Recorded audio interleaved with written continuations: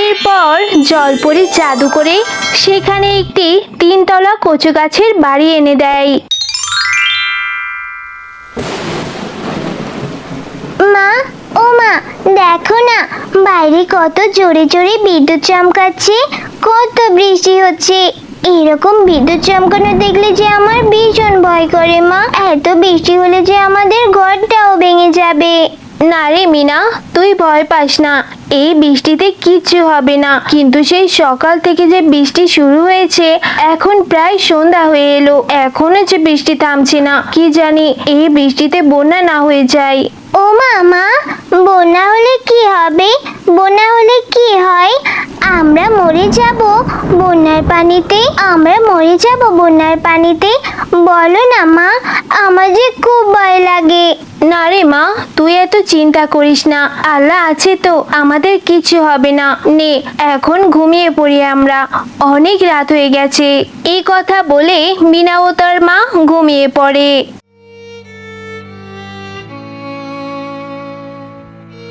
আরে আরে, এই কি অবস্থা! এই তো দেখছি আমাদের ঘরের মধ্যে পানি ঢুকে গেছে। মা মিনা, ওঠ না, এই দেখ আমাদের ঘরের মধ্যে পানি উঠে গেছে। ও মা, সত্যি তো দেখি বন্যা হয়ে গেছে। এত পানি দেখে যে আমার ভীষণ ভয় লাগছে মা। এই পানিতে কি আমরা ডুবে যাব নাকি? কি করব আমরা বলো? হ্যাঁ রে মা, এত বন্যার পানি দেখে যে আমারও ভীষণ ভয় লাগছে। এখন যে কোথায় যাব? এত পানির মধ্যে রান্নাও তো কোনো কিছু করতে পারিনি, এখন কি খাবো তোকে? ও মা, চলো না আমরা এই বন্যার মধ্যে নানু বাড়িতে যাই। নানু বাড়িতে গেলে আমাদের আর কোনো চিন্তা থাকবে না। আমার নানু বাড়িতে বেড়ানোও হয়ে যাবে মা। আরে তুই পড়েছিস নানু বাড়িতে যাওয়া নিয়ে? এই পানির মধ্যে ঘর থেকে বের হব কি করে?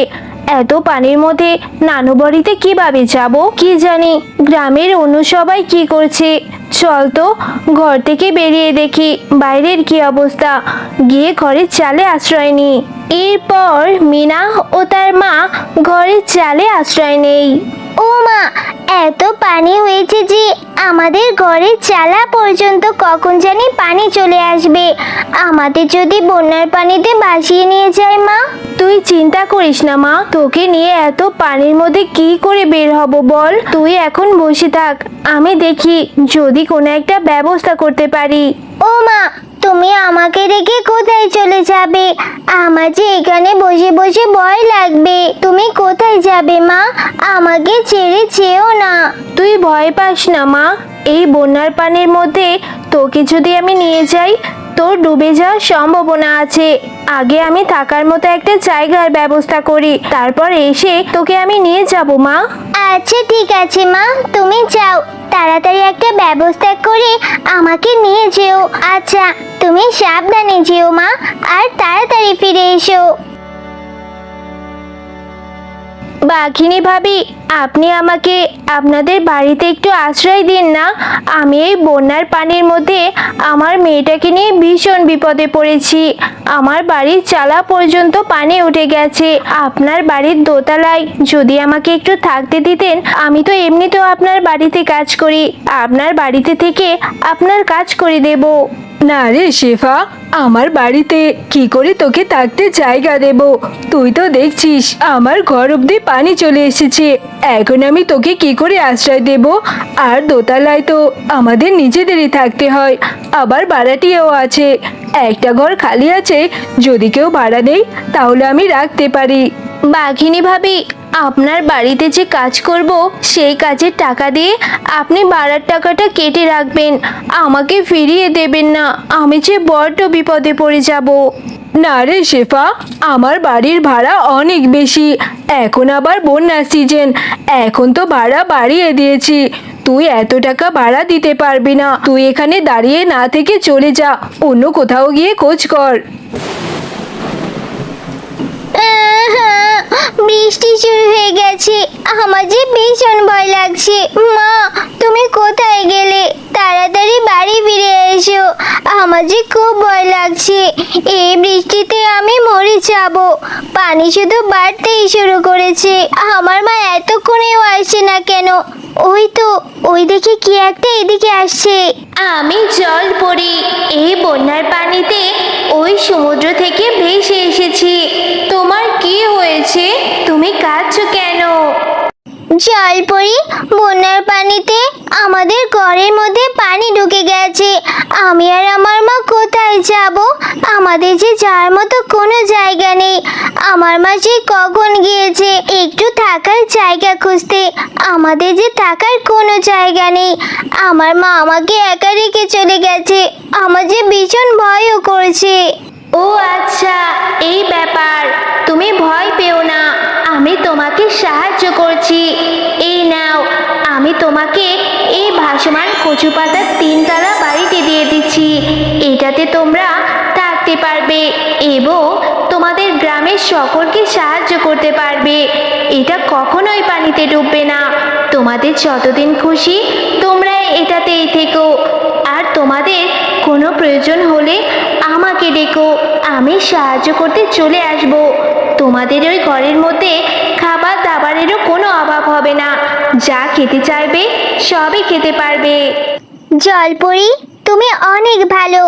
এই কচু পাতার 3 তলা বাড়িটিতে আমি আর আমার মা থাকবো এবং গ্রামের সকলকে আমরা সাহায্য করব। আমার অনেক খিদে পেয়েছে। বাসমান কচু পাতার বাড়িতে ঢুকে আমি অনেক অনেক খাবার খাবো আর এই গ্রামের সবাইকে আমরা সাহায্য করব। তোমাকে অনেক ধন্যবাদ। হ্যাঁ, তোমরা ভালো থেকো আর প্রয়োজন হলে আমাকে ডেকো। আমি এখন চলে যাচ্ছি। বিদায় বন্ধু। ভালোই হয়েছে, জলপরি এই ভাসমান কচু পাতার বাড়িটা আমাদেরকে দিয়ে গেছে। এই ভাসমান বাড়িতে এখন আমি অনেক খাবার খেতে পারবো আর এই গ্রামের সমস্ত দরিদ্রদের আমরা সাহায্য করব। কিন্তু আমার মা যে এখনো আসলো না, কি জানি কোথায় গেছে। ওই তো মা এসেছে। মা, তুমি এত দেরি করলে কেন? সেই কখন থেকে তোমার জন্য দাঁড়িয়ে আছি।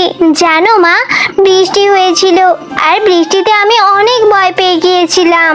কিন্তু মিনা, এই কচু পাতার বাড়িটা তো দেখছি ভাসছে। এই বাড়িটা তুই কোথায় পেলি?